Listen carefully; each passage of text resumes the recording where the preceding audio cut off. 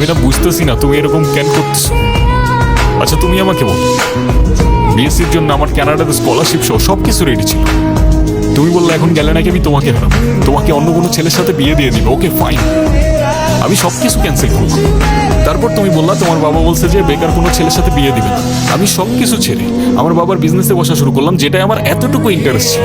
আমি আমার সব ইচ্ছা ছেড়ে তোমার জন্য পারফেক্ট হওয়ার চেষ্টা করলাম। তারপর কিসের কমতি থেকে গেল যে তুমি আজকে এঙ্গেজমেন্ট রিংটা ফেরত দিয়ে দিচ্ছ? আরে আমাকে কারণটা তো বলো অ্যাটলিস্ট।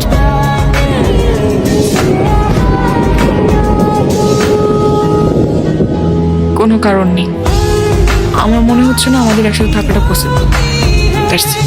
That's it? সিরিয়াসলি তোমার মনে হচ্ছে না আমাদের একসাথে থাকাটা পসিবল? বলে বাদ নি, আমার কি মনে হচ্ছে সেটার কোনো ভ্যালু নেই। আমার সাইডটা কে দেখবে রুহি? দেখো, এত কথা বাড়ানোর কোনো মানে নেই, অযথা সময় নষ্ট করো না। সময় তো তুমি আমার নষ্ট করছো। এরকমটাই করার হইলে আমার লাইফটা কেন নষ্ট করবো? ভেঙে ফেলার হইলে সব আগেই ভেঙে ফেলতাম। নাকি হুট করে এখন বেটার কাউকে পেয়ে গেছো? তোমার যা ভাবা তুমি তাই ভাবতে পারো, আমার কোনো প্রবলেম নেই। আরে প্রবলেম তোমার থাকবে কেন? প্রবলেম তো তোমার ক্যারেক্টারে।